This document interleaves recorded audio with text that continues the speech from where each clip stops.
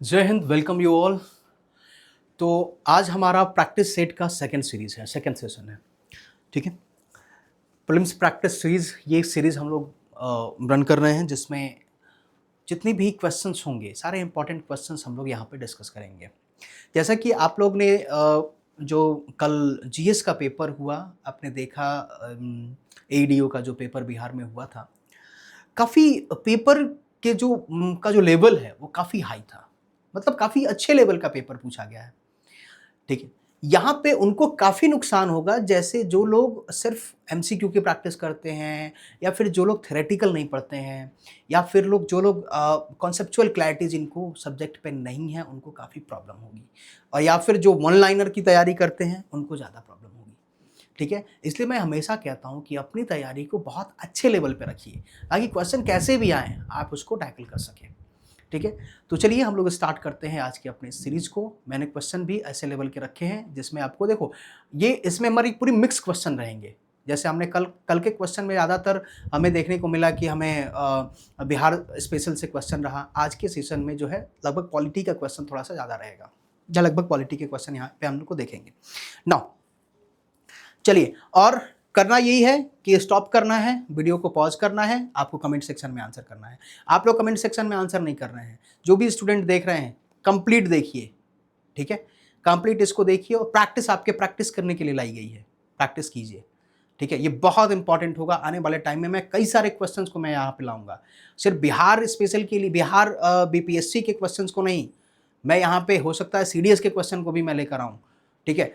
UP PCS के question को भी लेकर आऊँ। तो डिफरेंट आयोग आपको कैसे क्वेश्चन दे रहा है, यूपीएससी के भी क्वेश्चन होंगे। ठीक है। ये सारे क्वेश्चन जो हैं जब आप एक बार सॉल्व करते हैं, देखो टेस्ट सीरीज को सॉल्व करने से अच्छा ना आप इसके क्वेश्चन को सॉल्व कीजिए, जो आपको जो आयोग ने बनाया है, आप आयोग के माइंडसेट को समझेंगे। ठीक है। मैं एडीओ के भी क्वेश्चन को लेकर के आऊंगा, इसी प्रैक्टिस में सारे एडीओ के क्वेश्चन को मैं कवर कर लूंगा। ठीक है। तो चलिए स्टार्ट करते हैं। पहला क्वेश्चन क्या कह रहा है, देखिए, consider the following statements regarding the regulating act of 1773। बहुत इंपॉर्टेंट क्वेश्चन है ये, और काफी अच्छा क्वेश्चन है। जरा देखिएगा इसको। ये कह रहा है कि रेगुलेटिंग एक्ट 1773 के रेगुलेटिंग एक्ट के संबंध में निम्नलिखित कथनों पर विचार करें। ठीक है। ठीक है। Consider the following statement regarding the Regulating Act 1773. It was the first step taken by company to control and regulate the affairs of the East India Company in India. Pause कीजिए, आंसर कीजिए। ठीक है। यह भारत में east India company के मामलों को नियंत्रित और विनियमित करने के लिए कंपनी द्वारा उठाया गया पहला कदम था। अब इस क्वेश्चन को देखिए तो क्या हुआ कि 1773 में पहला रेगुलेटिंग एक्ट आया, और इसके पहले क्या हुआ था, 1773 के पहले जब बक्सर युद्ध हुआ, ठीक है, बक्सर युद्ध 1764 के बाद 1765 में इलाहाबाद की संधि हुई, और इलाहाबाद की संधि से जो बिहार, बंगाल और उड़ीसा के लिए शाह आलम द्वितीय से 26 लाख रुपए के एवज में तीनों प्रोविंस की जो दीवानी राइट्स थी, टैक्स कलेक्शन राइट्स और सिविल राइट्स को ले लिया गया, यानी ईस्ट इंडिया कंपनी के पास आ गई। लेकिन देखने को यह मिला कि ईयर ऑन ईयर इनके जो वेल्थ है, इनकी प्रॉफिट है, ये डाउन हो रही थी। प्रॉफिट इतनी डाउन हो गई थी कि इन्हें अब टाइम ये था कि 1770 के अप्रॉक्स में इनको 1 मिलियन पाउंड का कर्ज हो गया। ठीक है। और जिसमें अब ये कर्ज को चुकाने के लिए ईस्ट इंडिया कंपनी गई ब्रिटिश गवर्नमेंट के पास, ब्रिटिश सरकार, क्योंकि ब्रिटिश सरकार का सपोर्ट था ईस्ट इंडिया कंपनी को, ब्रिटिश सरकार का बैकअप था। ब्रिटिश सरकार के पास गई, ब्रिटिश सरकार से कहा कि भाई तुम हमें 1 मिलियन पाउंड जो है हमारा कर्ज हमें बेल आउट करो। ब्रिटिश सरकार ने कहा कि भाई तुम्हें इतनी बड़ी कंपनी और इतना एकाधिकार दिया गया ईस्ट इंडिया कंपनी का पूरे भारत पे, इसके अलावा आपको सैन्य जो है सपोर्ट दी गई, आपको चार्टर दिए गए, मतलब आपको लाइसेंस, एक्सक्लूसिव लाइसेंस दी गई, स्टिल अब दीवानी राइट्स भी है, स्टिल आप लॉस में जा रहे हो, तो कुछ तो प्रॉब्लम है। तो लॉर्ड नॉर्थ उस टाइम पे ब्रिटिश पीएम था, उसने एक इन्वेस्टिगेशन कराई। इन्वेस्टिगेशन से पता चला कि भाई यहाँ पे बहुत हेवी लेवल का करप्शन चल रहा है।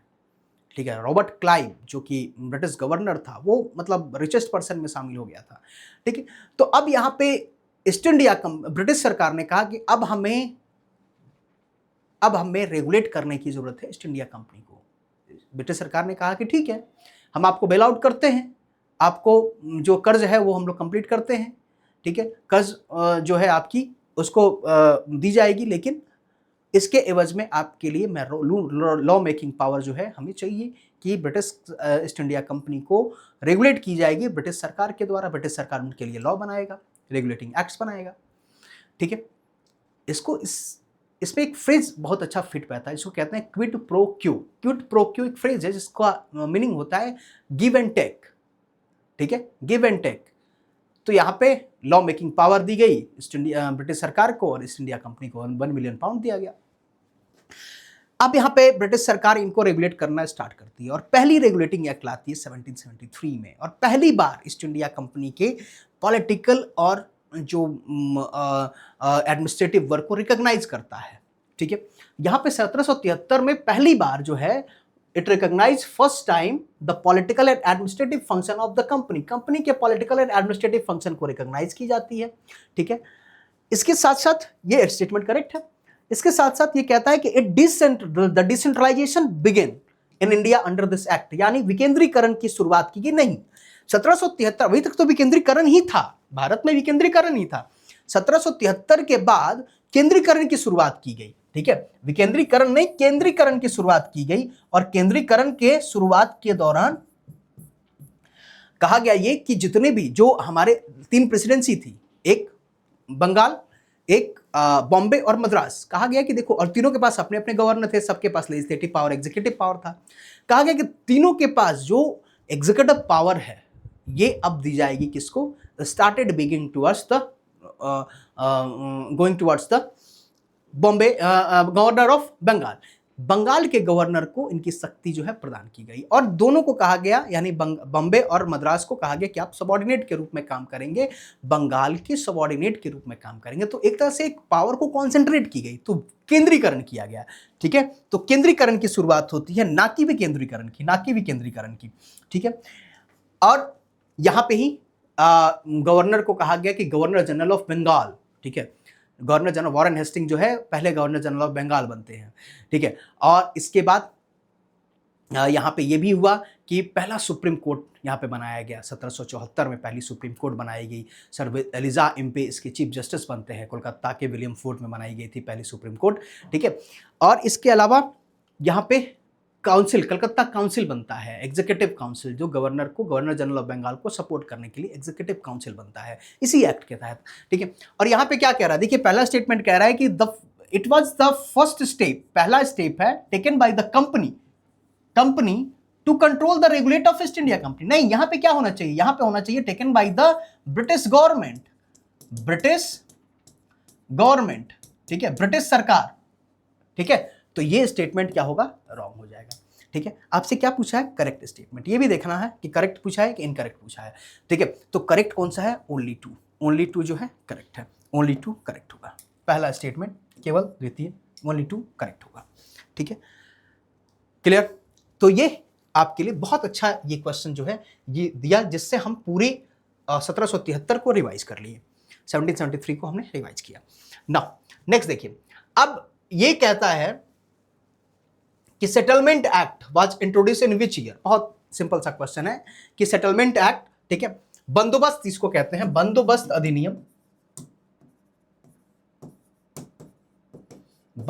अधिनियम का किस वर्ष लाया गया था। तो बहुत इजी क्वेश्चन है, आप आंसर कर सकते हैं। तो बंदोबस्त देखो 1773 में जब पहला जब एक्ट आया तो 1773 में कई सारी गलतियां थी, इनमें सुधार करने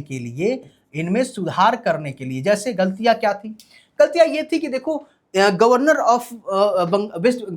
जनरल ऑफ बंगाल को और उनकी जो काउंसिल, 4 लोग थे, 4 मेंबर थे काउंसिल में, मेजॉरिटी में फैसला होता था, तो एक हमेशा कॉन्फ्लिक्ट बना रहता था।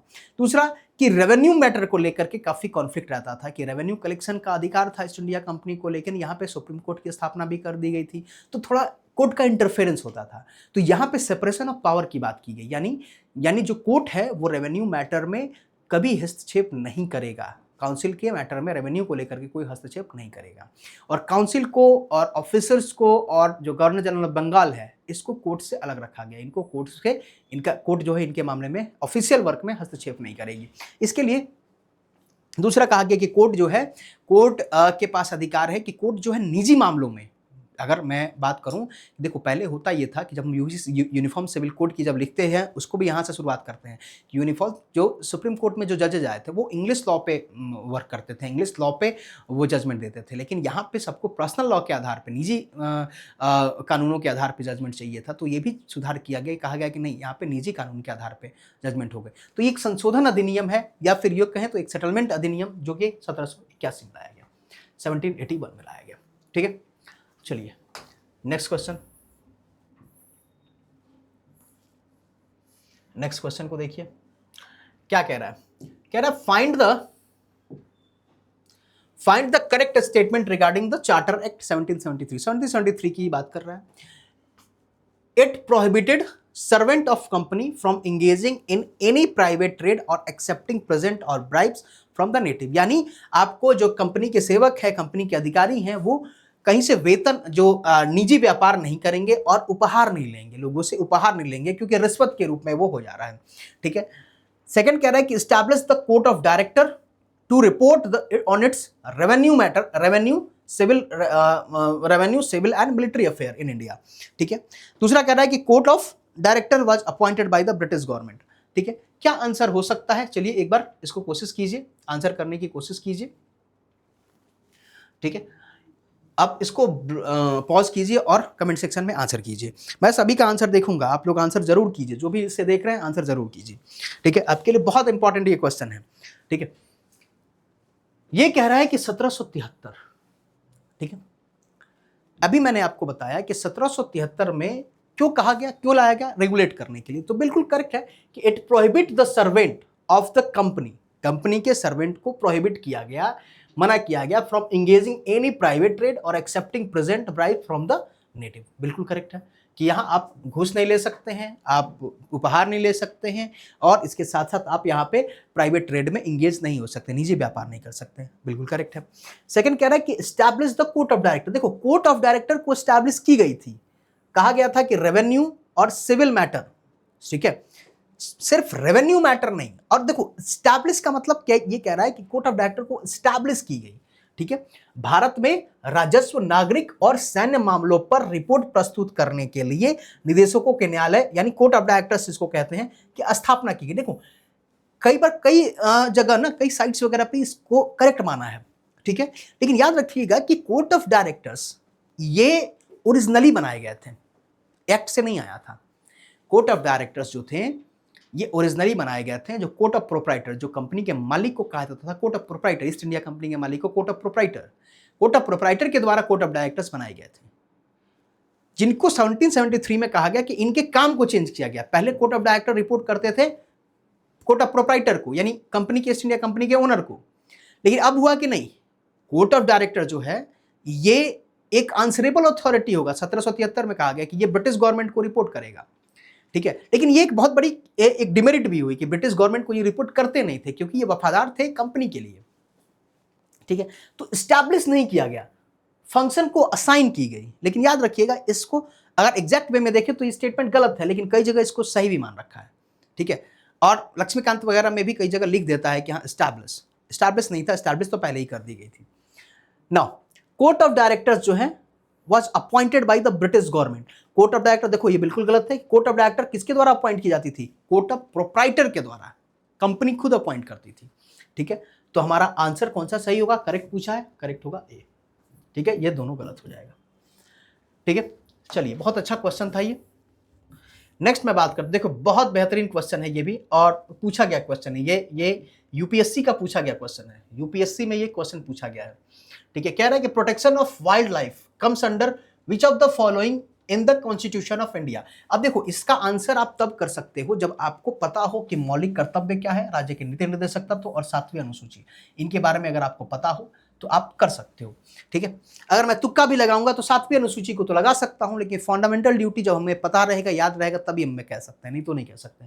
डीपीएसपी में भी जब तक पता नहीं हो नहीं कह सकते हैं। 7वीं अनुसूची में कह सकते हैं कि हाँ किसी ना किसी लिस्ट में तो होगा ही, चाहे स्टेट लिस्ट में, चाहे कंकरेंट में हो, चाहे यूनियन लिस्ट में हो, ठीक है। तो चलो 7वीं अनुसूची को तो मान लेते हैं। अगर मैं 7वीं अनुसूची को माना भी तो हम क्या कह सकते हैं, ये ऑप्शन नहीं होगा, और ठीक है बाकी इन तीनों में तो कंफ्यूज रहेंगे, ठीक है। तो इसके लिए आपको जानना होगा। देखो अगर मैं डीपीएसपी की बात करूं तो आर्टिकल 48A, डीपीएसपी की मैं बात करता हूं तो आर्टिकल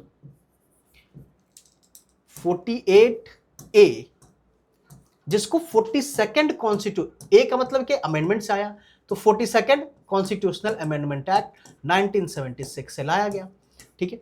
और यहां पे आर्टिकल 48A में कहा गया कि protect and improve the environment, forest and wild life, ठीक है। प्रोटेक्ट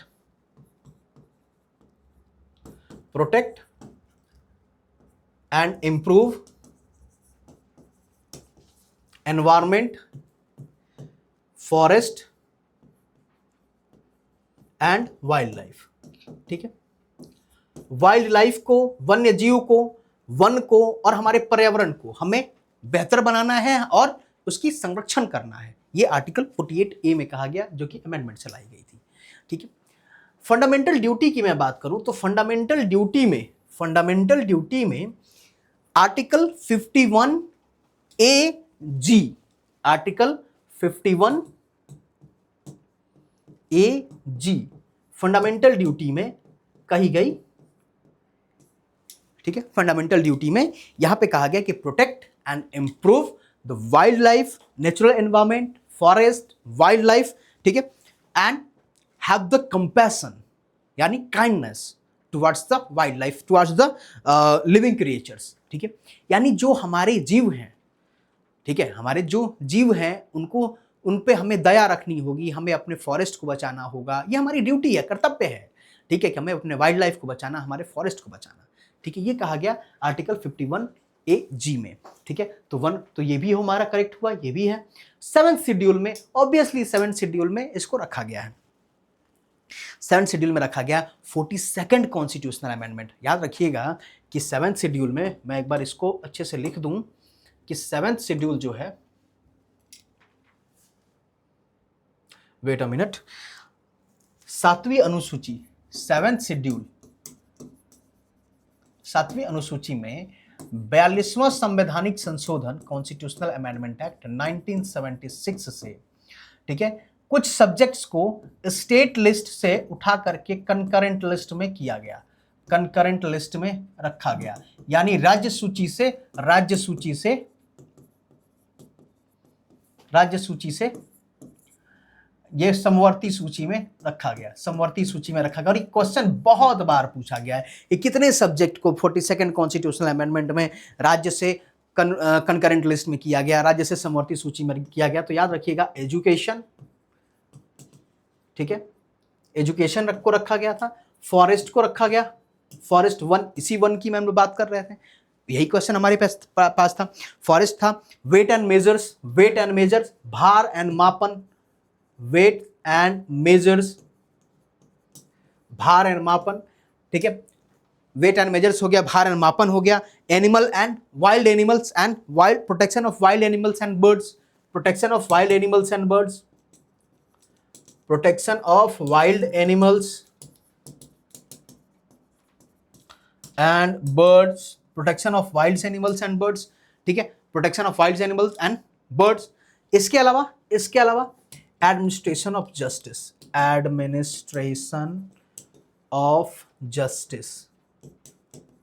ठीक है, एडमिनिस्ट्रेशन ऑफ जस्टिस। ये 1 2 3 4 5 ये 5 ऐसे आर्टिकल हैं जिनको राज्य सूची से समवर्ती सूची में शामिल किया गया, राज्य सूची से समवर्ती सूची में शामिल किया गया। लेकिन कब शामिल किया गया? तो 42nd कॉन्स्टिट्यूशनल अमेंडमेंट एक्ट 1976 में शामिल किया गया, ठीक है। चलिए नेक्स्ट क्वेश्चन पे आते हैं।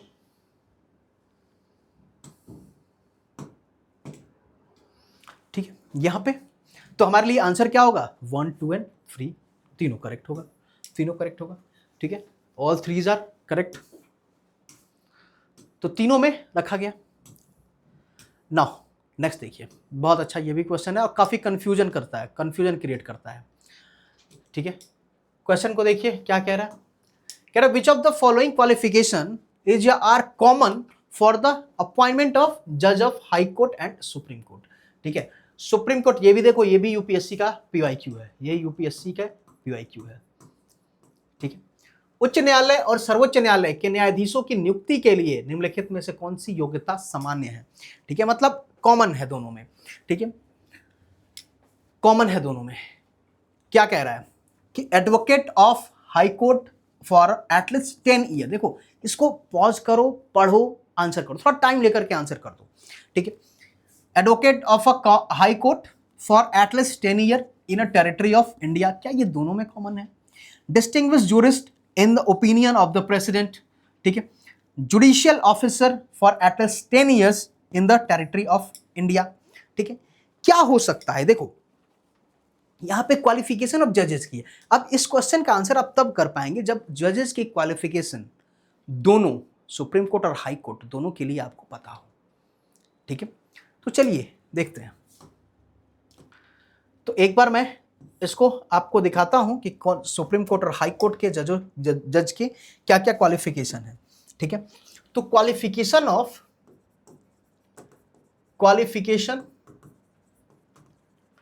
फॉर जजेस ऑफ सुप्रीम कोर्ट, एक साइड में मैं लिखता हूं सुप्रीम कोर्ट और एक साइड में मैं लिखता हूं हाई कोर्ट, ठीक है। दोनों की योग्यता दोनों की क्या है, ठीक है, दोनों की योग्यता। नाउ अब अगर मैं बात करूं सुप्रीम कोर्ट जज की, तो आर्टिकल 124 क्लॉज 3, आर्टिकल 124 क्लॉज 3 कहता है सुप्रीम कोर्ट जज के क्वालिफिकेशन की बात करता है, और पहला 3 क्वालिफिकेशन यहां पे दिए गए हैं, 3 नहीं 4 मान के चलिए, इसको 4 मान के चलिए, या फिर हम एक काम करते हैं, दोनों में एक चीज तो दोनों में कॉमन होगी कि दोनों में पहला हम क्या कह सकते हैं कि सिटीजन ऑफ इंडिया होना चाहिए, सिटीजन ऑफ इंडिया, ठीक है, ये दोनों के लिए कॉमन है, और ये कुछ हद तक ये तो दोनों के लिए है, इसमें ये आपको पता है, इस पे हम लोग नहीं ज्यादा बात कर रहे हैं, हम बात कर रहे हैं कि सिटीजन ऑफ इंडिया हो गई जज के क्वालिफिकेशन की, हाई कोर्ट जज के, सॉरी सुप्रीम कोर्ट जज के क्वालिफिकेशन की, ये दोनों में होगी सिटीजन ऑफ इंडिया। दूसरा, जज हाई कोर्ट का अगर सुप्रीम कोर्ट का जज बनना है तो हाई कोर्ट में एटलीस्ट 5 ईयर, ठीक है, 5 ईयर एज अ जज आप वर्क किए हो, ठीक है। जज of high court at least 5 year, जज ऑफ हाई कोर्ट क्या होना चाहिए, हाई कोर्ट में जज होना चाहिए, जज of high court at least 5 year, कम से कम 5 साल, 5 साल हाई कोर्ट में जज हूं, 5 साल हाई कोर्ट में जज हूं, ठीक है।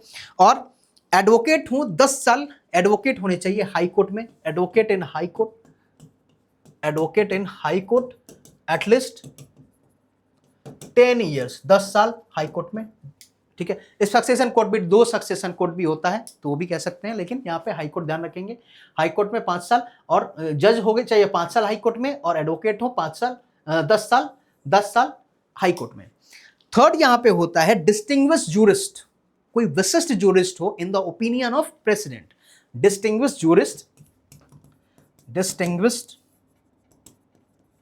Jurist in the opinion of high court, high court के ओपिनियन में, हाई कोर्ट के ओपिनियन में क्या हो, कोई डिस्टिंग्विश्ड जूरिस्ट हो, ठीक है, डिस्टिंग्विश्ड जूरिस्ट हो in the opinion of high court, high court के ओपिनियन में कोई डिस्टिंग्विश्ड जूरिस्ट हो, ठीक है, डिस्टिंग्विश्ड जूरिस्ट हो। तो हमारे पास ये 3 क्वालिफिकेशन है सुप्रीम कोर्ट के लिए। नाउ हाई कोर्ट के क्वालिफिकेशन की मैं बात करूं, हाई कोर्ट के जज के क्वालिफिकेशन की बात करूं, तो आर्टिकल 217, आर्टिकल भी याद रखेंगे, 217 आर्टिकल, ठीक है, हाई कोर्ट के जज के लिए, और 124 क्लॉज 3 सुप्रीम कोर्ट जज के लिए। यहां पे क्या कहता है, यहां पे देखिए सिटीजन ऑफ इंडिया यहां भी होगा, ठीक, सिटीजन ऑफ इंडिया यहां भी होगा। दूसरा यहां पे कहता है कि 10 साल जो है आप जुडिशियल ऑफिस में काम की हूँ, 10 साल जुडिशियल ऑफिस में हूँ, ठीक है, 10 साल जुडिशियल ऑफिस में हूँ, 10 ईयर्स जुडिशियल ऑफिस में वर्क किए हूँ, ठीक है, किसी भी जुडिशियल ऑफिस में हूँ, जजेज हूँ, ठीक है, 10 साल के, या 10 साल हाई कोर्ट में एडवोकेट हूँ, 10 साल 10 ईयर्स हाई कोर्ट में एडवोकेट हूँ, हाई कोर्ट में एडवोकेट हूँ, ठीक है, 10 साल हाई कोर्ट में एडवोकेट हूँ, ठीक है, 10 साल हाई कोर्ट में। अब देखो एक बात मुझे आप बताइए, अब एक बात आप देखिए कि इन दोनों में कॉमन कौन है, क्या 5 ईयर हाई कोर्ट में जज हूं? नहीं। 10 साल हाई कोर्ट में एडवोकेट हूं, यहां भी है, 10 साल हाई कोर्ट में एडवोकेट हूं, यहां भी है। 10 साल जुडिशियल ऑफिस? नहीं। सिटीजन ऑफ इंडिया यहां भी है, सिटीजन ऑफ इंडिया यहां भी है। क्या ये भी है कॉमन? नहीं है, ये कॉमन नहीं है, ठीक है, ये कॉमन नहीं है। तो हमें ये ध्यान रखना होगा कि सुप्रीम कोर्ट जज बनने के लिए हाई कोर्ट में जज होना चाहिए 5 साल, और यहाँ पे वकील होना चाहिए 10 साल, यानी एडवोकेट होना चाहिए 10 साल, और डिस्टिंग्विश्ड जूरिस्ट हो सकता है in the opinion of sorry in the opinion of president, in the opinion of president, extremely sorry, ठीक है, हाई कोर्ट के ध्यान में नहीं आया मुझे, एक्सट्रीमली ओपिनियन ऑफ प्रेसिडेंट, राष्ट्रपति के ओपिनियन में, एक्सट्रीमली सॉरी, राष्ट्रपति के ओपिनियन में, ठीक है, ठीक है, राष्ट्रपति के ओपिनियन में। तो ये, और यहां पे तो कॉमन हमारा क्या, इन दोनों में से यही कॉमन हो गया। अब एक बार आइए क्वेश्चन को देखते हैं। क्वेश्चन क्या कह रहा है? क्वेश्चन ये कह रहा है कि अब कॉमन कौन सा है दोनों में, हाई कोर्ट और सुप्रीम कोर्ट में? Advocate of high court for at least 10 year, ठीक है, 10 साल के लिए हाई कोर्ट में एडवोकेट होना चाहिए।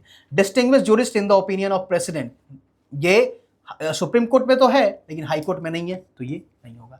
Judicial office at least 10 year, judicial office किसके लिए? हाई कोर्ट के लिए कहा गया, सुप्रीम कोर्ट के लिए नहीं।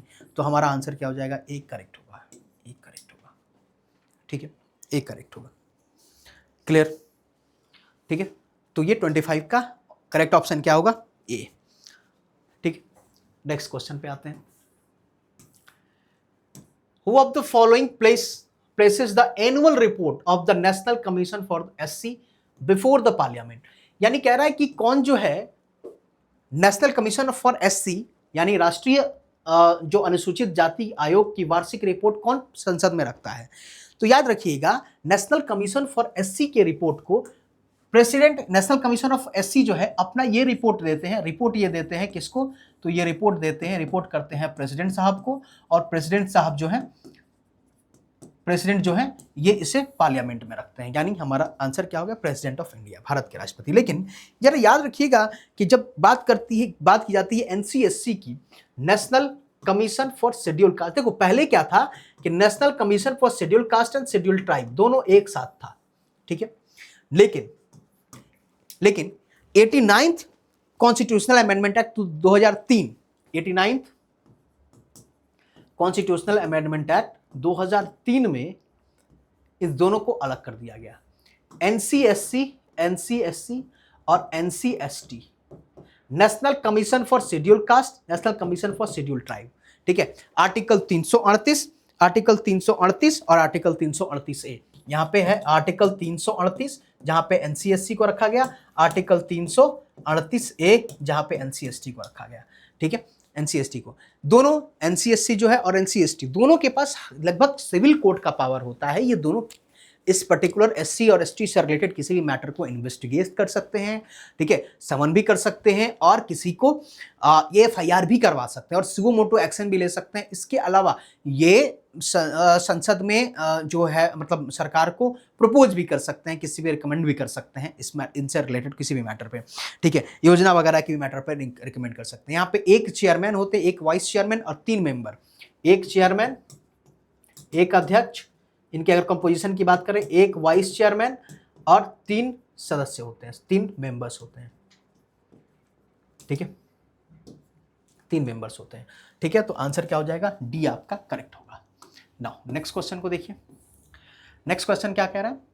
कंसीडर द फॉलोइंग स्टेटमेंट, ठीक है, अब यहाँ पे बात की जा रही है, कह रहा है कि consider following statement, the fundamental duties are confined to citizens as well as foreigner. ठीक है, ये कह रहा है कि मौलिक कर्तव्य जो है नागरिकों और विदेशियों तक ही सीमित है, यानी नागरिकों और विदेशियों दोनों को दी गई है।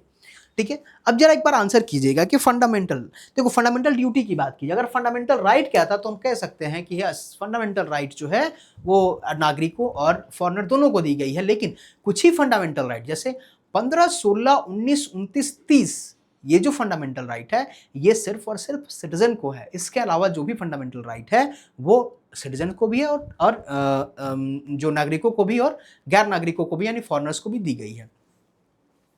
ठीक है, लेकिन फंडामेंटल ड्यूटी ये किसके है के लिए है? Only for citizens, only for citizens, सिर्फ सिटीजन यानी भारत के नागरिकों के लिए है सिर्फ, तो ये गलत हो जाएगा। नेक्स्ट कह रहा है कि Verma committee is not related to the fundamental duty. Verma committee fundamental duty से रिलेटेड नहीं है, नहीं, वर्मा कमिटी फंडामेंटल ड्यूटी से रिलेटेड है और इसने कहा था, वर्मा कमिटी ने रिकमेंड किया था कि फंडामेंटल ड्यूटी को लीगलाइज कर दिया जाए, उसको उस पर कुछ सैंक्शन रखा जाए, मतलब कुछ सैंक्शन रखा जाए, कुछ लीगल एक्शन उस पर लिया जाए, कुछ सैंक्शन रखा जाए। ठीक है, जैसे फंडामेंटल राइट्स पे है वैसे ही इसको सैंक्शन, क्योंकि फंडामेंटल ड्यूटी जो है नॉन जस्टिसेबल है। ठीक है, तो इसको जस्टिसेबल रखने की मांग की गई। और जैसे राइट टू वोट वगैरह को कहा गया कि इनको फंडामेंटल राइट टू पे टैक्सेस जो हैं इनको फंडामेंटल ड्यूटी में शामिल की जाए, लेकिन इसको नहीं किया गया। ठीक है, नाउ तो ये दोनों स्टेटमेंट फॉल्स हैं, लेकिन पूछा भी क्या है आपसे? फॉल्स ही पूछा है। ये भी याद रखना है कि क्या पूछ रहा है, फॉल्स पूछ रहा है कि करेक्ट पूछ रहा है। ठीक है, तो यहाँ पे ये दोनों स्टेटमेंट फॉल्स है, तो आंसर क्या हो जाएगा? बोथ 1 and 2, बोथ 1 and 2 दोनों क्या है? दोनों के दोनों गलत है। ठीक है, दोनों स्टेटमेंट गलत है, असत्य कथन है। ठीक है, तो ध्यान रखेंगे ऐसे क्वेश्चन पे, काफी इंपॉर्टेंट क्वेश्चन ये भी है। नेक्स्ट मैं बात करता हूं, नेक्स्ट क्वेश्चन है, ये भी काफी अच्छा क्वेश्चन है। कह रहे हैं 1953 prime minister Jawaharlal Nehru announce the formation of commission to study the reorganisation of the state on a linguistic basis under the chairmanship of. ठीक है, यानी 1953 में एक कमिटी बनी थी, एक समिति बनी थी। ठीक है, राज्यों के पुनर्गठन के लिए एक समिति बनाई गई थी, जिस समिति के अध्यक्ष कौन था? तो थे फजल अली, फजल अली साहब थे, फजल अली। और याद रखिएगा, देखिए जरा मैं इसके क्रोनोलॉजी में एक क्रोनोलॉजी से मैं इसको बताता हूँ। ठीक है, सबसे पहले बना था एसके धर कमेटी। सबसे बात ये हुई ना कि हमारे देश में प्रोविंस को एक प्रोविंशियल पुनर्गठन की, राज्यों के पुनर्गठन की बात होती थी लिंग्विस्टिक बेसिस पे। ठीक है, जो तमिलनाडु वगैरह में, मद्रास में ये एक मूवमेंट चलता था कि भाई जो लैंग्वेज के बेसिस पे, जैसे तमिल के लिए अलग राज्य, तेलुगु के लिए अलग राज्य, ठीक है, बनाई जाए। ऐसे ही महाराष्ट्र में भी होता था, महाराष्ट्र और गुजरात एक साथ थे, एक ही राज्य था, और कहा गया कि नहीं, लैंग्वेज के आधार पे दोनों को अलग अलग होना चाहिए, गुजराती बोलने वालों को अलग, महाराष्ट्र बोलने वालों को अलग, मराठी बोलने वालों को अलग। ठीक है, तो इस तरह की भाषाएं इस तरह की चलती थी। वैसे ही फिर जो पेप्सो जो था, यानी जो पंजाब का जो एरिया था, पंजाब में ही हरियाणा शामिल था, हरियाणा हिंदी बोली जाती थी, पंजाब में पंजाबी बोली जाती थी। ठीक है, तो कहा गया कि भाई हिंदी बोलने वालों को अलग, पंजाबी बोलने वालों को अलग। तो जब पंजाब टूटा तो पंजाब से निकला हिमाचल प्रदेश, पंजाब से निकला हरियाणा, फिर एक यूनियन टेरिटरी भी बना चंडीगढ़। ठीक है, तो इस तरह के डिमांड हुई। तो इसके फिजिबिलिटी के लिए जवाहरलाल नेहरू साहब ने कहा कि क्या ये मैंडेटरी है, क्या ये मतलब बनाना हमारे लिए आवश्यक है, और क्या ये इससे क्या हमें बेनिफिट होगा, और क्या इससे अगर कोई, ऐसा तो नहीं कि क्षेत्रवाद बढ़ जाएगा, ऐसा तो नहीं कि बाल्कनाइजेशन हो जाए, ऐसा नहीं तो लोग सेपरेटिज्म हो जाए। ठीक है, जो आज देखने को मिलता ही है कि लैंग्वेज के आधार पे हम झगड़ जाते हैं कि मराठी में हो तो मराठी बोलो, हिंदी बोलने वालों को प्रॉब्लम होती है। ऐसे ही कर्नाटक, ऐसे ही तमिलनाडु में चीज़ें चलती रहती हैं, जो बकवास चीज़ है।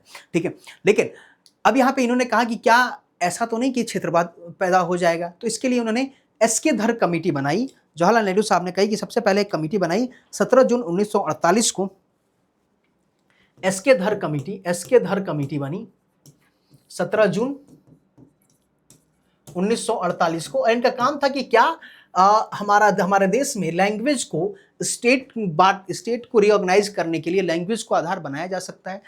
फजल अली एसके धर कमेटी ने कहा कि नहीं। एसके धर कमेटी ने अपना रिपोर्ट दिया, इन्होंने अपना रिपोर्ट जो सबमिट किया, और ये रिपोर्ट दिया दिसंबर 1948 को, और इन्होंने कहा कि नहीं, हम लैंग्वेज के बेसिस पे स्टेट रिऑर्गेनाइजेशन नहीं कर सकते, स्टेट को नहीं बांट सकते, लैंग्वेज के बेसिस पे नहीं बांटा जा सकता है। तो एस्केधर कमेटी ने कहा कि नहीं, एस्केधर कमेटी ने रिजेक्ट कर दिया। इसके बाद बनती है JVP committee, JVP committee, Jawaharlal Nehru, Vallabh भाई पटेल, पट्टाभी सीतारमैया। ये कमेटी बनती है दिसंबर 1948 को, दिसंबर 1948 को ये कमेटी बनती है, जेवीपी कमेटी, और दिसंबर 1948 को बनती है, और अप्रैल 1948 में ये कमेटी अपना रिपोर्ट देती है, या अपना ये डेट जरूर याद रखेंगे, ये रिपोर्ट देती है अप्रैल 1949 में, सॉरी 1949 में, 48 में बनती है, 49 में रिपोर्ट देती है। और जेबीपी कमेटी ने रिजेक्ट कर दिया कि लैंग्वेज के आधार पे स्टेट का रिऑर्गेनाइजेशन नहीं हो सकता है, स्टेट का पुनर्गठन नहीं हो सकता है, ठीक है। लेकिन प्रॉब्लम ये था कि आंध्र प्रदेश, तमिलनाडु वगैरह में, तमिलनाडु में, मद्रास उस टाइम था, मद्रास में काफ़ी प्रॉब्लम क्रिएट हो चुकी थी, और वहाँ पे काफ़ी आंदोलन हो रहे थे, और एक लीडर थे, गांधीयन कांग्रेस के लीडर थे, और पुराने लीडर थे, और गांधीयन फिलॉसफी को मानने वाले पोटी श्रीरामुलु, ये आमरण अनशन पे चले गए, और आमरण अनशन के बाद इनकी देहांत हो जाती है, इनकी मृत्यु हो जाती है, ठीक है, जिसकी वजह से काफ़ी अफरा तफरी हो गई, और काफ़ी देश में हर जगह जो है इसकी चर्चा होने लगी, और एक आंदोलन बहुत तेज़ हो गया, साउथ में आंदोलन बहुत तेज़ हो गया। तो जवाहरलाल नेहरू जी ने इसको ध्यान में रखते हुए 1 अक्टूबर 1953 को एक तेलुगु भाषाई राज्य जो है आंध्र प्रदेश बना दिया, ठीक है, मद्रास से अलग करके आंध्र प्रदेश एक नया राज्य बन गया जो भाषा के आधार पे है, ठीक है। हर एक स्टेट से फिर यही बात होने लगी कि भाई हमें भी भाषा के आधार पे बनाओ। तो फिर लास्ट में इन्होंने एक स्टेट रिऑर्गेनाइजेशन कमीशन बनाया, जिसका अध्यक्ष बनाया गया फजल अली को, और 2 सदस्य इसमें थे, के एम पनिकर और एच एन कुंजरू, ठीक है। तो लास्ट में जो बनाया गया फजल अली कमीशन, फजल अली कमीशन, ये बनाया गया था 1953 में, सितंबर 1953 में फजल अली कमीशन जो है ये बनाई गई थी, 1953 में, दिसंबर 1953 में बनाई गई थी, और ये अपना रिपोर्ट जो है, ये अपना रिपोर्ट देते हैं सितंबर 1955 में, सितंबर 1955 में। इसमें चेयरमैन थे फजल अली, लेकिन सदस्य थे के एम पनिक्कर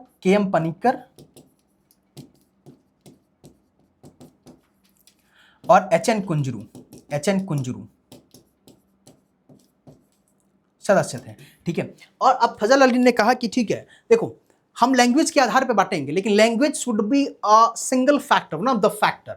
लैंग्वेज एक फैक्टर होगा, कारक होगा, लेकिन अदर फैक्टर को भी ध्यान में रखना होगा, जैसे कि हमें एडमिनिस्ट्रेशन को, प्रशासनिक सुविधा हो, ठीक है, वहाँ पे वित्तीय सुविधा हो, यानी हम वित्त इकट्ठा कर सके, फाइनेंस इकट्ठा कर सके, वहाँ पे इंडस्ट्री डेवलप हो सके, ठीक है, कोई नेशनल सिक्योरिटी पे कोई इस पे खतरा ना हो, ठीक है, कल्चरल को आधार बनाया गया, और इसी के बीच एक लैंग्वेज को भी आधार बनाया गया कि हाँ ठीक है, लैंग्वेज भी एक कारक होगा हमारे स्टेट को पुनर्गठन करने का, ठीक है। तो ये पूरी कहानी रही इसकी, तो ध्यान रखेंगे इस पे किसी तरह के क्वेश्चन जो बन सकते हैं। नेक्स्ट क्वेश्चन पे आते हैं। नेक्स्ट क्वेश्चन क्या कहता है, देखो काफी अच्छा ये क्वेश्चन है, थोड़ा घुमाया भी लग रहा है, ठीक है। तो ये क्या कह रहा है, consider the following statement, article 77 clause 1। अब जब तक आर्टिकल 77 क्लॉज 1 नहीं रहेगा, ये भी आपको हो सकता है कि भाई आर्टिकल 77 क्लॉज 1 दिया है, तो क्या ये आर्टिकल 77(1) कहता है या नहीं कहता है, ठीक है। बिहार पीसीएस एक टाइम पे ऐसे क्वेश्चन पूछ ही दिया था।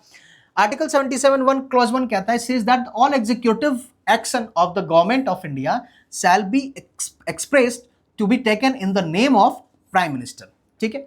इससे ये काफी आसान हो गया, ठीक है, ये स्टेटमेंट से काफी आसान हो गया कि 77 क्लॉज 1 कहता है कि भारत सरकार की सभी कार्यकारी कार्यवाही प्रधानमंत्री के नाम पे की जाती है, तो नहीं, क्योंकि हेड ऑफ द एग्जीक्यूटिव कौन है, हेड ऑफ द एग्जीक्यूटिव कौन है, प्रेसिडेंट साहब है, राष्ट्रपति साहब है।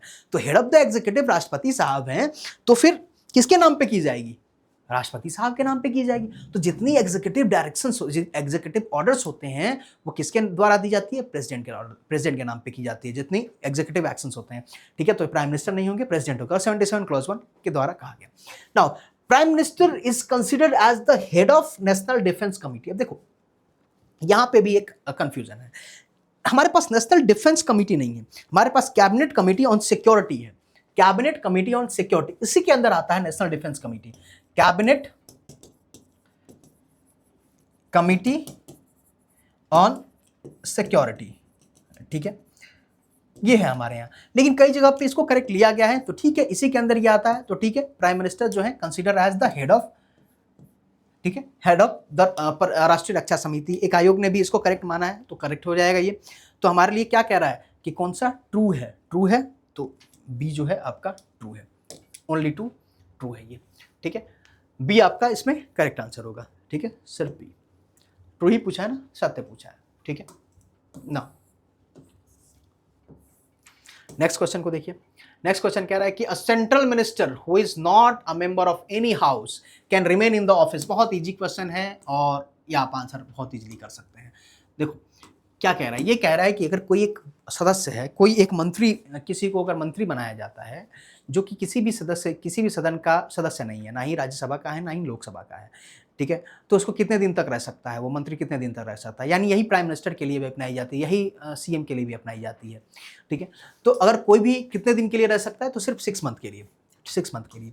कहने का मतलब कि देखो, अगर आपको मंत्री बनना है तो आप तो चाहे राज्यसभा से होंगे, मैं केंद्र की बात कर रहा हूं, केंद्र की बात कर रहा हूं, ठीक है, चाहे राज्यसभा से होंगे या चाहे लोकसभा से होंगे,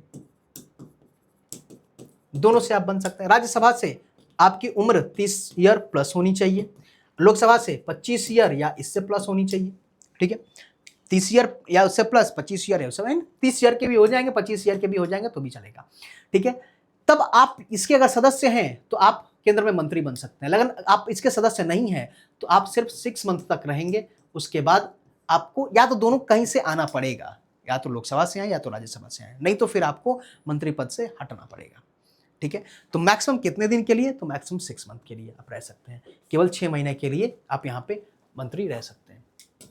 ये प्रधानमंत्री के लिए भी ऐसे ही है। नेक्स्ट कह रहा है कि what is the maximum permissible strength of legislative assembly, ठीक है, विधानसभा की जो अधिकतम अनुमेय संख्या कितनी है, तो विधानसभा की मैक्सिमम परमिसिबल स्ट्रेंथ जो है ये है 500, ठीक है, ये 500 है, 500 मेंबर जो है अधिकतम हो सकते हैं, लेकिन अगर न्यूनतम की मैं बात करूं, न्यूनतम कितने हो सकते हैं, तो 60 हो सकते हैं, 60 हो सकते हैं। लेकिन यहां पे कुछ जो है, यहां पे आपको कुछ अपवाद भी है। अपवाद क्या है, अपवाद एक्सेप्शन है। एक्सेप्शन क्या है, सिक्किम, ठीक है, सो एक्सेप्शन है सिक्किम, गोवा, मणिपुर, ये सब एक्सेप्शन है। अगर राज्यों में बात करें, पुडुचेरी में भी कम है, लेकिन वो केंद्र शासित प्रदेश में आ जाएगा, ठीक है, लेकिन अगर राज्यों में बात करूं तो सिक्किम, गोवा, मणिपुर, सिक्किम, अपवाद में क्या है, सिक्किम, गोवा, मणिपुर, यहां पे जो इसमें लेजिस्लेटिव असेंबली है, यहां पे लेजिस्लेटिव असेंबली की संख्या 60 से कम है, तो ये एक अपवाद में माना गया है, ठीक है, ये अपवाद में माना गया है, ठीक है। गोवा और मणिपुर में शायद 40 है और सिक्किम में 32 है, ठीक है, सिक्किम में 32 है और गोवा और मणिपुर में, मणिपुर नहीं, Mizoram, sorry Mizoram, not Manipur, it is Mizoram, Mizoram में 40 है, सॉरी, ठीक है, मिजोरम में 40 है, मणिपुर नहीं, ठीक है, कभी कभी कंफ्यूजन हो जाता है, मिजोरम में 40 है, मणिपुर में नहीं, और सिक्किम 32, ठीक है। मैक्सिमम परमिसिबल स्ट्रेंथ कितना है, 500 है, ठीक है। चलिए नेक्स्ट क्वेश्चन को देखते हैं। नेक्स्ट क्वेश्चन क्या कह रहा है, देखिए ऐसे ऐसे क्वेश्चन पे प्रैक्टिस आपको करनी होगी, ऐसे ऐसे क्वेश्चन की प्रैक्टिस जो है होनी चाहिए। ये क्या कह रहा है, कह रहा है कि with reference to the presiding officer of the state legislative council, ठीक है, यानी पीठासीन अधिकारी, राज्य विधान परिषद के पीठासीन अधिकारी की के संदर्भ में बात की गई है। पहला कह रहा है कि presiding officer of the legislative council is known as chairman. Presiding officer, council के प्रिसाइडिंग ऑफिसर को क्या कहते हैं, चेयरमैन कहते हैं। एक बार इसको जरूर सॉल्व कीजिएगा, वीडियो पॉज करके आप एक बार सॉल्व कीजिए इसे। प्रिसाइडिंग ऑफिसर को क्या कहते हैं, लेजिस्लेटिव काउंसिल की अध्यक्ष कहते हैं, चेयरमैन कहते हैं। राज्यसभा के अध्यक्ष को भी, राज्यसभा के भी प्रिसाइडिंग ऑफिसर को क्या कहते हैं, अध्यक्ष कहते हैं, स्पीकर नहीं कहते हैं, स्पीकर सिर्फ लोकसभा और लेजिस्लेटिव असेंबली के अध्यक्ष को कहते हैं, ठीक है। यहाँ पे इनको सभापति के रूप में जाना जाता है। सेकंड क्या कह रहा है, he is elected by member of the state legislative assembly. क्या ये स्टेट लेजिस्लेटिव असेंबली के द्वारा इलेक्ट किया जाता है, नहीं, स्टेट लेजिस्लेटिव असेंबली के द्वारा इलेक्ट नहीं किया जाता है।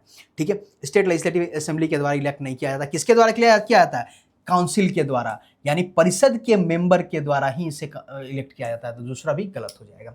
थर्ड क्या कह रहा है कि state election commission fix the date of election for the presiding officer of state legislative council. नहीं, ये कौन डेट फिक्स करेगा? गवर्नर। गवर्नर डेट फिक्स करता है। ठीक है, राज्यपाल के द्वारा डेट फिक्स की जाएगी, कि राज्यपाल के द्वारा यहां पे डेट फिक्स की जाएगी, ना कि स्टेट इलेक्शन कमीशन के द्वारा। ठीक है, तो यहां पे सही आंसर क्या हो जाएगा? सही आंसर क्या हो जाएगा कि पहला सही है, दूसरा गलत है, तीसरा गलत है। क्या पूछ रहा है? नॉट करेक्ट पूछा है, ध्यान रखिएगा। उपरोक्त में से कथन में से कौन से सही नहीं है? कौन सा सही नहीं है? तो 2 और 3 सही नहीं है। 2 और 3 हमारा आंसर क्या हो जाएगा? सी करेक्ट होगा। हमारा आंसर सी करेक्ट होगा। ठीक है, कभी भी सबसे पहले देखिए स्टेटमेंट करेक्ट है या सही है, टिक कीजिए उसको, और उसके बाद यहाँ पे क्रॉस या सही कीजिए कि अगर जो सही है तो सही, गलत है तो क्रॉस। ठीक है, अब उसके बाद देखिए कि क्या कह रहा है, करेक्ट या नॉट करेक्ट। अगर कह रहा है करेक्ट तो हमारा एक आंसर होता, कह रहा है नॉट करेक्ट तो हमारा 2 और 3, यानी आंसर सी हो जाएगा। ठीक है, इस तरह से बहुत इत्मीनान से, आराम से क्वेश्चन को सॉल्व किया कीजिए। कोई बहुत जल्दी में करके हम क्वेश्चन को गलत करने से अच्छा है कि थोड़ा टाइम लेकर के उसको सही करें। ठीक है, निगेटिव से बचेंगे, मार्क्स अच्छे रहेंगे। ठीक है, चलिए नेक्स्ट क्वेश्चन को की बात करें। क्या कह रहा है? How can the number of जजेस in the supreme court of India be increased, यानी भारत के सर्वोच्च न्यायालय में न्यायाधीशों की संख्या कैसे बढ़ाई जा सकती है? तो कैसे बढ़ाई जा सकती है न्यायाधीशों की संख्या? कौन बढ़ा सकता है न्यायाधीशों की संख्या? तो याद रखिएगा कि अगर जब कभी सुप्रीम कोर्ट की बात करें तो नंबर ऑफ जजेस की संख्या इंक्रीज की जाएगी बाय द पार्लियामेंट एक्ट। ठीक है, एक्ट ऑफ पार्लियामेंट, संसदीय अधिनियम के द्वारा, संसद के द्वारा इंक्रीज की जाएगी। नहीं, लेकिन यही हाईकोर्ट की बात करता है कि हाईकोर्ट में नंबर ऑफ जजेस की बात करें तो इसको इंक्रीज की जाएगी बाय प्रेसिडेंट के द्वारा। डिसाइड कौन करेगा? प्रेसिडेंट के द्वारा डिसाइड किया जाएगा कि वहां पे उस हाई कोर्ट पे लोड कितना है, तो उस लोड के अकॉर्डिंग डिसाइड की जाती है कि कितनी जो है नंबर ऑफ जजेस की संख्या कितनी होनी चाहिए। तो क्या होगा? By presidential act, sorry by, यहां पे तो होगा पार्लियामेंट्री एक्ट, लेकिन यहां पे होगा बाय प्रेसिडेंट। ठीक है, नेक्स्ट क्वेश्चन को देखिए, ये भी ठीक क्वेश्चन है। कह रहा है कि आपको लिस्ट मैच करना है। Appellate jurisdiction, advisory jurisdiction, miscellaneous power, original jurisdiction. ठीक है, ओरिजिनल जुरिस्डिक्शन आर्टिकल 131। ठीक है, चलिए बात करते हैं एपिलिएट जुरिस्डिक्शन। ठीक है, अपील क्या मतलब कि हम लोअर कोर्ट से हायर कोर्ट में अपील करना, यानी हम हाई कोर्ट से सुप्रीम कोर्ट में अपील कर सकते हैं। तो ये सिविल केस में भी हो सकता है, ये क्रिमिनल केस में भी हो सकता है, कॉन्स्टिट्यूशनल केस में भी हो सकता है। ठीक है, नेक्स्ट कह रहा है कि एडवाइजरी जुरिस्डिक्शन। एडवाइजरी जुरिस्डिक्शन, अब पहला का 3, फर्स्ट का 3 दो जगह है, 3 दो जगह है। ठीक है, फर्स्ट का 3 दो जगह है। इसके अलावा क्या कह रहा है? अब देखिए ओरिजिनल जुरिस्डिक्शन काफी हमारे लिए आसान हो जाता है कि ओरिजिनल जुरिस्डिक्शन क्या होता है कि यदि कोई फेडरल बात हो, यानी सेंटर और स्टेट का कोई मैटर हो, स्टेट और स्टेट का कोई मैटर हो, तो ये ओरिजिनल जुरिस्डिक्शन में आता है। तो डी का क्या हो जाएगा? 4 हो जाएगा। डी का 4 हमारे लिए ये भी दोनों। ठीक है, तो ये हो गया आंसर। तो खैर इसी से मिल जाएगा आपको। ठीक है, आंसर इसी से मिल जाएगा। लेकिन अब देखें, अगर मैं बात कर रहा हूं एडवाइजरी जुरिस्डिक्शन, एडवाइजरी जुरिस्डिक्शन क्या कह रहा है कि कोई भी क्वेश्चन ऑफ लॉ जो है और फैक्ट, ठीक है, और पब्लिक इंपॉर्टेंस, अगर कोई पब्लिक इंपॉर्टेंस से रिलेटेड कोई भी लॉ होगी, कोई भी जुरिस्डिक्शन होगी, कोई भी अधिनियम होगा, तो यहाँ पे एडवाइजरी जुरिस्डिक्शन होगा। और प्रेसिडेंट क्या कर सकते हैं? प्रेसिडेंट यहाँ पे एडवाइस ले सकते हैं। यहाँ पे प्रेसिडेंट जो है एडवाइस ले सकते हैं, किससे? सुप्रीम कोर्ट से। ठीक है, सुप्रीम कोर्ट से एडवाइस ले सकते हैं, और सुप्रीम कोर्ट भी यहाँ पे एडवाइस देगा। यहाँ भी 2 टर्म आते हैं कि अगर प्रेसिडेंट एडवाइस लेते हैं सुप्रीम कोर्ट से, 2 होता है, एक होता है प्री कॉन्स्टिट्यूशनल मैटर में और दूसरा होता है लीगल मैटर में। तो प्री कॉन्स्टिट्यूशनल मैटर में सुप्रीम कोर्ट, लीगल मैटर में सुप्रीम कोर्ट बाइंडिंग नहीं है, चाहे तो सुप्रीम कोर्ट एडवाइस ना भी करे, लेकिन लीगल जो प्री कॉन्स्टिट्यूशनल मैटर होगा उस पर सुप्रीम कोर्ट एडवाइस करेगा। ठीक है, और इसके अलावा इनकी एडवाइस, सुप्रीम कोर्ट की एडवाइस प्रेसिडेंट पे बाध्यता नहीं होती है, मैंडेटरी नहीं होता है। ठीक है, नाउ सी का क्या हो जाएगा? 1। सी का 1 हो जाएगा। आंसर आपको ए मिल गया। आंसर क्या होगा? आपका आंसर हो जाएगा ए। ठीक है, ठीक है, 34 यही इसका हिंदी और इंग्लिश है। हिंदी और इंग्लिश भी एक साथ, मतलब थोड़ा सा बड़ा क्वेश्चन है, इसको अलग अलग किया गया। ठीक है, नेक्स्ट देखिए 35 देखिए, which of the following statements is are correct with regard to the vice president. Vice president की बात की गई है, he must be the member of parliament. क्या वो वाइस प्रेसिडेंट बनने के लिए मेंबर ऑफ पार्लियामेंट होना चाहिए? क्या member of parliament vice president बनेगा? नहीं। क्या vice president member of parliament होता है? नहीं, मेंबर ऑफ पार्लियामेंट नहीं होगा। ठीक है, सेकंड कह रहा है कि he is elected by the proportional representation. बिल्कुल सही बात है कि ये जो हमारे, अब इसका इलेक्शन कैसे होता है, इनका इलेक्शन कौन करेगा? तो संसद और यानी संसद के दोनों सदनों के, चाहे वो इलेक्टेड मेंबर हो या नॉमिनेटेड मेंबर हो, ठीक है, इलेक्टेड और नॉमिनेटेड मेंबर दोनों मेंबर मिलकर के जो है इनको वोट करेंगे और वोट जो होगा प्रोपोर्शनल रिप्रेजेंटेशन, ठीक है, अनुपातिक प्रतिनिधित्व द्वारा इनको इलेक्ट किया जाएगा। पहला गलत, दूसरा सही होगा, दूसरा करेक्ट होगा। ठीक है, थर्ड क्या कह रहा है कि he should not hold any office of profit. बिल्कुल सही बात है कि ये ऑफिस ऑफ प्रॉफिट होल्ड नहीं करेंगे, उन्हें कोई लाभ का पद धारण नहीं करना चाहिए। ठीक है, कोई ऑफिस ऑफ प्रॉफिट नहीं होगा। क्या कह रहा है कि करेक्ट पूछा है, करेक्ट पूछा है। ठीक है, जब करेक्ट पूछा है तो हमारा क्या करेक्ट है? 2 और 3 करेक्ट है, 2 और 3 सी करेक्ट आंसर होगा। सी जो होगा करेक्ट होगा। ठीक है, सी करेक्ट होगा। अच्छा क्वेश्चन है ये, लेकिन थोड़ा इजी है। नेक्स्ट देखिए, ये बहुत बढ़िया क्वेश्चन है। क्या कह रहा है? ये कह रहा है असर्शन है और रीजन, अभी कथन और कारक का क्वेश्चन है ये।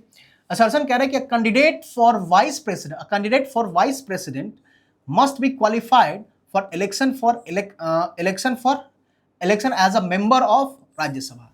ठीक है, यानी उपराष्ट्रपति के लिए उम्मीदवार को राज्यसभा के सदस्य के रूप में चुनाव के लिए योग्य होना चाहिए। यानी कोई एक उम्मीदवार वो हो सकता है उपराष्ट्रपति के लिए कि वो राज्यसभा के चुनाव के लिए राज्यसभा में मेंबर बनने का क्वालिफिकेशन रखता हो। ऐसे ही राष्ट्रपति के लिए क्या है? राष्ट्रपति के लिए है कि लोकसभा के मेंबर बनने का क्वालिफिकेशन रखता हो। होना नहीं चाहिए, मेंबर नहीं होना चाहिए, लेकिन क्वालिफिकेशन होना चाहिए। ठीक है, क्वालिफिकेशन रखना चाहिए। ठीक है, क्वालिफिकेशन, योग्यता होनी चाहिए कि हाँ वो राज्यसभा का मेंबर बन जाए। ठीक है, राज्यसभा का मेंबर वो हो सकता है। ठीक है, तो यहाँ पे वाइस प्रेसिडेंट के लिए राज्यसभा और राष्ट्रपति के लिए लोकसभा का मेंबर का क्वालिफिकेशन उनके पास होनी चाहिए। ठीक है, तो पहला स्टेटमेंट क्या कर, अब इसको जरा एक बार समझिए और आंसर कीजिएगा, इसका आंसर जरूर कीजिएगा, बहुत अच्छा है क्वेश्चन। नेक्स्ट कह रहा है कि the vice president function as a chairman of Rajya Sabha. ठीक है, बिल्कुल सही बात है कि वाइस प्रेसिडेंट जो होते हैं is a ex officio chairman of Rajya Sabha के एक्स ऑफिशियो चेयरमैन होते हैं, पदेन सभापति होते हैं। ठीक है, अब दोनों स्टेटमेंट करेक्ट तो है। ठीक है, दोनों स्टेटमेंट करेक्ट है, लेकिन क्या कोई रिलेशन है? ठीक है, बिल्कुल रिलेशन है। देखिए, उनको चेयरमैन ऑफ राज्यसभा का चेयरमैन, क्योंकि एक्स ऑफिशियो चेयरमैन है राज्यसभा के, इसलिए उनके पास वो क्वालिफिकेशन होनी चाहिए कि वो लोकसभा के मेंबर, मतलब राज्यसभा के मेंबर के रूप में वो उनके पास क्वालिफिकेशन होनी चाहिए। दोनों स्टेटमेंट करेक्ट है। कहने का मतलब कि अब यहाँ पे अगर हम दोनों में देखें तो एक रिलेशन एस्टैब्लिश हो रहा है कि candidate for the vice president must be qualified for the election as a member of Rajya Sabha because the vice president function as a chairman of Rajya Sabha. एक रिलेशन भी एस्टैब्लिश कर रहा है। ठीक है, तो ये क्या होगा? Both statement A and R are individually true and R is a correct explanation of A। R जो है करेक्ट एक्सप्लेनेशन जो है A का कर रहा है। ठीक है,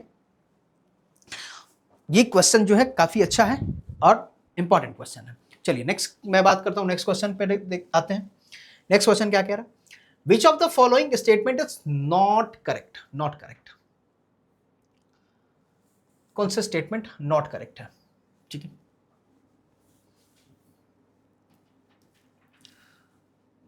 तो नॉट करेक्ट कह रहा है, तो यहां पे देखिए कहता है कि which of the following statement is not correct? A metropolitan area is specified by the governor through a public notification. BPSC का पूछा गया क्वेश्चन है ये।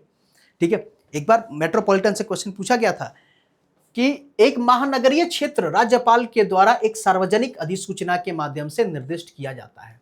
ठीक है, metropolitan area means an area having a population of 8 lakh और मोर। कभी भी जब देखो ऐसे डेटा पे क्वेश्चन होना तो थोड़ा सा वहां पे रुक के सोचना।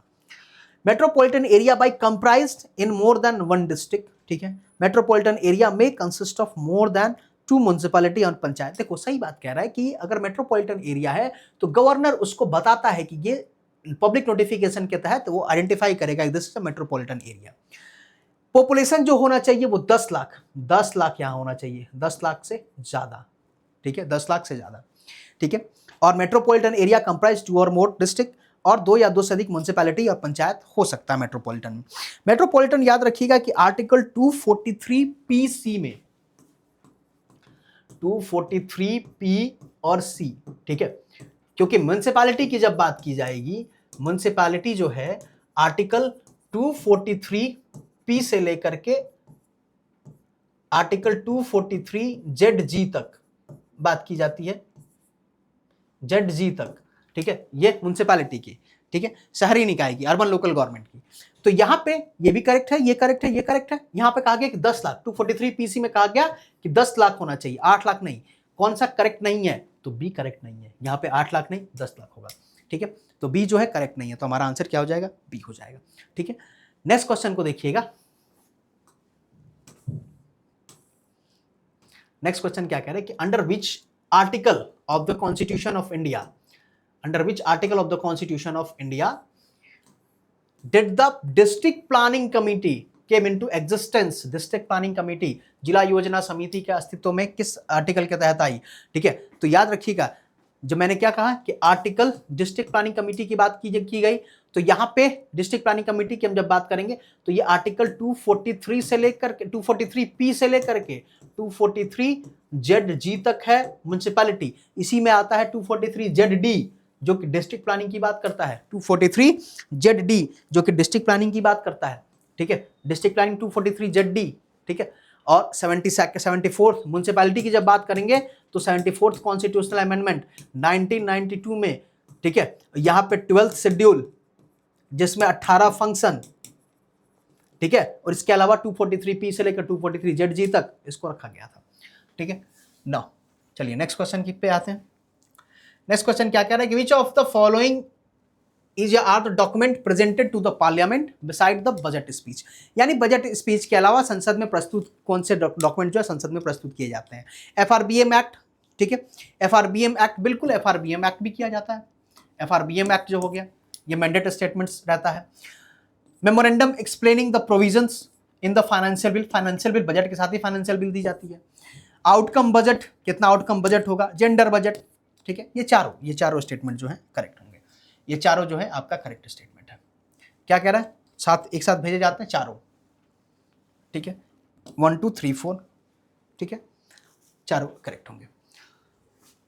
नेक्स्ट क्वेश्चन पे आते हैं। बहुत इंपॉर्टेंट क्वेश्चन, और ये क्वेश्चन में इतना कंफ्यूजन होता है कि अगर आपने इसको अच्छे से नहीं पढ़ा तो फिर मतलब आप कंफ्यूज ही रहोगे, कभी इस पे क्वेश्चन सॉल्व, और इस पे क्वेश्चन पूछे जाता है, फ्रिक्वेंटली क्वेश्चन आ जाता है। ये एक बात कह रहा है कि टाइप ऑफ क्वेश्चन, ठीक है, संसद में जो क्वेश्चन पूछी जाती है उसकी बात की जा रही है कि कैसा प्रश्न जो पूछा जाता है, किस तरह के प्रश्न जो पूछे जाते हैं, ठीक है, किस तरह का। चलो एक बार मैं आपको बता ही देता हूं, इस टॉपिक को ही मैं थोड़ा सा एक बार आपको एक्सप्लेन कर देता हूं, ठीक है, तो जो है आपके लिए आसान रहेगा। Type of question, types of question in parliament, संसद में प्रश्न के प्रकार, ठीक है। तो प्रश्न होता है, एक होता है स्टार्ट क्वेश्चन, तारांकित, देखो स्टार क्वेश्चन, तारांकित क्वेश्चन, तारांकित प्रश्न जो होता है कि एक पेपर, एक जब अगर किसी मेंबर ऑफ पार्लियामेंट को अगर क्वेश्चन पूछना है तो अपने क्वेश्चन को लिख करके वो सबमिट करेगा किसको, और क्वेश्चन सबमिट करेगा किसके पास, तो स्पीकर के पास, अगर लोकसभा में है तो स्पीकर के पास, राज्यसभा में है तो राज्यसभा चेयरमैन के पास, यानी प्रिसाइडिंग ऑफिसर के पास। और वो प्रिसाइडिंग ऑफिसर जो है आपसे पूछेगा कि आपको ओरली आंसर चाहिए, अगर कहेगा यस हमें ओरली आंसर चाहिए, और कहेगा कि आपको कितने दिन और आपको ओरली आंसर चाहिए, और सप्लीमेंट्री क्वेश्चन अगर पूछना है तो यहाँ पे स्टार मार्क लगा देगा। और किससे पूछना है, पर्टिकुलर सपोज करो कि एग्रीकल्चर मिनिस्ट्री से पूछना है तो एग्रीकल्चर मिनिस्ट्री में भेज देगा, ठीक है, वहां से उसका कहा जाएगा कि हाँ पर्टिकुलर डेट में आपको ये बताई जाएगी। लगभग यहाँ पे 15 दिन का नोटिस होता है, 15 डेज पहले देना होता है, 15 डेज का नोटिस यहाँ देना होता है, 15 दिन का नोटिस, ठीक है। अगर तो इसमें स्टार लगा दिया गया और स्टार लगाई जाएगी और ये ग्रीन कलर के पेपर पे होगा, ग्रीन कलर, तो कहा जाएगा कि ये क्या है, तारांकित प्रश्न है, तारांकित, ठीक है। तो ग्रीन कलर में है, तारांकित होगा। और यहां पे ओरली आंसर दी जाएगी, मौखिक answer, orally answer, orally answer दिया जाएगा मौखिक रूप से, लिखित नहीं, मौखिक रूप से। और यहां पे मैक्सिमम 2 सप्लीमेंट्री क्वेश्चन पूछ सकते हैं, 2 सप्लीमेंट्री क्वेश्चन, 2 सप्लीमेंट्री क्वेश्चन, यानी जो आपने पूछा उसके पूरक में 2 क्वेश्चन और पूछ सकते हैं। सप्लीमेंट्री क्वेश्चन कैन आस्क, सिर्फ 2 सप्लीमेंट्री क्वेश्चन यानी पूरक प्रश्न पूछा जा सकता है, 2 पूरक प्रश्न यहां पे पूछा जा सकता है, ठीक है। 2 पूरक प्रश्न पूछा जा सकता है, ठीक है, ग्रीन कलर में होगा। और आंसर किसमें देगा, ओरली आंसर होगा, मौखिक रूप से आंसर होगा, ठीक है। दूसरा, यही चीजें होती हैं कि अगर मेंबर ऑफ पार्लियामेंट कहता है कि हमें रिटन आंसर चाहिए, ठीक है, तो इस पे स्टार नहीं लगाई जाती है, अनस्टार हो जाता है, अनस्टार, अतारांकित प्रश्न, ठीक है। यहां भी 15 दिन का नोटिस होता है, 15 डेज नोटिस यहां भी होता है। सिर्फ देखो, कहते हैं कि नोटिस सिर्फ नोटिस बुक वगैरह में लिखी है कि शॉर्ट नोटिस में, शॉर्ट नोटिस में नोटिस है लेकिन तो कम नोटिस है, 10 दिन से कम का नोटिस दिया जाता है, लेकिन नोटिस यहां पे एडवांस दी जाती है 15 दिन की, इन दोनों में, ठीक है। और अतारांकित प्रश्न, अतारांकित प्रश्न में ये होगा। और यहां पे कहा जाएगा कि यहां पे आंसर जो दी जाएगी वो रिटर्न दी जाएगी, रिटर्न आंसर, रिटर्न आंसर। तो यहां पे ये कम होता है, स्टार कम होता है, क्योंकि ओरली कितना दे सकते हैं, रिटर्न तो कितना भी आंसर लिख करके दिया जा सकता है, डिपार्टमेंट उसको लिख करके दे देती है, मिनिस्टर जो लिख करके सबमिट कर देते हैं स्पीकर को, ठीक है। ओरली आंसर, यहाँ पे रिटर्न आंसर, यहाँ पे सप्लीमेंट्री क्वेश्चन नहीं पूछ सकते हैं, ठीक है। Can not ask supplementary question, supplementary question, supplementary question नहीं पूछ सकते हैं, ठीक है।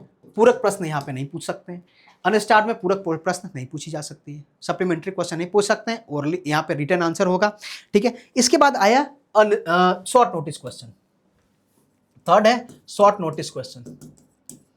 शॉर्ट नोटिस क्वेश्चन जो अल्पकालिक प्रश्न जो होंगे, यहां पे लेस देन 10 डेज का नोटिस देना होगा, 10 दिन से कम का नोटिस यहां पे दिया जाएगा, ठीक है। और यहां पे भी ओरली आंसर है, ओरली आंसर आप दे सकते हैं, यहां पे ओरली आंसर देंगे। और यहां पे भी 2 supplementary question, maximum 2 supplementary question यहां पे पूछ सकते हैं, 2 सप्लीमेंट्री क्वेश्चन यहां पे पूछा जा सकता है, ओरली आंसर दी जाएगी, 2 सप्लीमेंट्री क्वेश्चन पूछी जाएगी। लाइट पिंक कलर का होगा, लाइट पिंक कलर का जो पेपर यहां पे दिया जाएगा ये होगा लाइट पिंक, हल्के पिंक कलर का, गुलाबी कलर का पेपर होगा, ठीक है। और ये ज्यादातर होता है पब्लिक इंपॉर्टेंस मैटर में, पब्लिक इंपॉर्टेंस मैटर में, पब्लिक इंपॉर्टेंस मैटर में, जो मैटर जो है पब्लिक के लिए बहुत इंपॉर्टेंट है, तो ऐसे में शॉर्ट नोटिस यानी लेस देन 10 डेज का, दोनों में 15-15 दिन का, बाकी स्टार्ड और अनस्टार्ड में, ठीक है। स्टार्ड ग्रीन और अनस्टार्ड जो होता है ये व्हाइट पेपर होता है, व्हाइट पेपर। और यहां पे सप्लीमेंट्री क्वेश्चन नहीं पूछ सकते, याद रखिएगा। अब देखो, याद करो कहां कंफ्यूज, हमें सप्लीमेंट्री में कंफ्यूज करेगा, स्टार क्वेश्चन और रिटेन, सॉरी स्टार क्वेश्चन और जो आपका शॉर्ट नोटिस क्वेश्चन है, ये दोनों में आंसर ओरली देना है। जहां ओरली आंसर देना है, अगर मैं ओरली बोल रहा हूं तो आप मेरे से पूछ सकते हैं, ठीक है, सप्लीमेंट्री क्वेश्चन पूछ सकते हैं, कितना, 2 सप्लीमेंट्री क्वेश्चन स्टार्ट में और जो शॉर्ट नोटिस में, ठीक है। और अनस्टार्ड जो क्वेश्चन है यहां पे रिटन आंसर है, तो रिटन में ओरली पूछा, रिटन में सप्लीमेंट्री क्वेश्चन नहीं पूछ सकते हैं, ठीक है। सामने रहोगे तब तो पूछ देंगे, मतलब रिटन दे दिए तो हम लिखित पढ़ लिए उसको, फिर कोई पूछ नहीं पाए, तो ऐसे करके आप थोड़ा सा ध्यान रखेंगे, इसमें बहुत कंफ्यूजन रहता है। क्वेश्चन को देखिए, क्वेश्चन क्या कह रहा है, क्वेश्चन कह रहा है कि short notice question is a matter of urgent public importance, ठीक है, बिल्कुल सही है, अर्जेंट पब्लिक इंपॉर्टेंस के लिए, लेकिन ये कहता है and is answered in written, written में आंसर नहीं है, रिटन में आंसर नहीं देना होता है, क्या देना होता है, ओरली, ठीक है। नेक्स्ट क्या है कि unstarred question is answered orally, orally नहीं रिटन, ठीक है। And supplementary question are not allowed, supplementary question unstarred में तो नॉट अलाउड है, लेकिन क्या है, ओरली नहीं देना है, रिटन देना है, ठीक है। तो ये भी गलत हो जाएगा। क्या पूछा है, करेक्ट पूछा है, तो कौन, दोनों करेक्ट हो जाएगा, 40 का सी। 40, 1 मिनट, कौन सा क्वेश्चन पूछा है, 1 मिनट, कौन सा क्वेश्चन पूछा है, सॉरी रुक जाओ, पूछा है कौन सा करेक्ट है, कौन सा करेक्ट है, तो दोनों इनकरेक्ट है, दोनों इनकरेक्ट है, D, neither one not two, ठीक है, नाइदर वन नॉट टू, दोनों इनकरेक्ट है, दोनों इनकरेक्ट है, ठीक है, यानी दोनों इनकरेक्ट है, कोई करेक्ट नहीं है, नाइदर वन नॉट टू, दोनों इनकरेक्ट है, ठीक है, दोनों करेक्ट नहीं है, तो आंसर क्या हो जाएगा, डी हो जाएगा, ठीक है। चलिए, तो ये आपका क्वेश्चन रहा,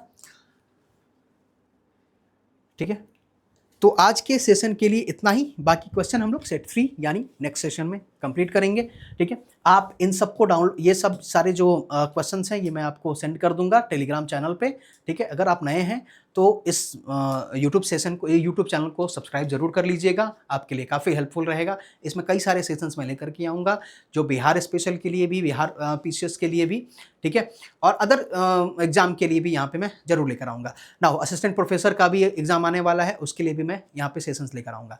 नाउ तो ये टेलीग्राम चैनल है, ये आप ये आप यहाँ से आप इसको ज्वाइन कर लेंगे और ये पीडीएफ मैं आपको वहाँ पे अपलोड कर दूंगा, आप इसे जरूर ले लीजिएगा, ठीक है, और प्रैक्टिस जरूर कीजिए, ठीक है। अगर आप मेरे से कोई डिस्कस करना चाहते हैं, अपने एकेडमी से रिलेटेड किसी भी चीज़ों को डिस्कस करना चाहते हैं, तो आप मेरे से यहाँ पे मेरे चैनल पे आप ज्वाइन कर सकते हैं और मेरे आईडी पे आकर के मेरे से डिस्कस कर सकते हैं, ठीक है। और ये सारे जो पीडीएफ हैं आपको मिल जाएंगे मेरे टेलीग्राम चैनल पे, आपको मैं अपलोड कर दूंगा, ठीक है। चलिए, नेक्स्ट क्वेश्चन हम अगले सेशन में करेंगे। थैंक यू सो मच, जय हिंद। लाइक जरूर कीजिएगा, शेयर जरूर कर दीजिएगा, नए हैं सब्सक्राइब कर दीजिएगा। Okay, thank you so much.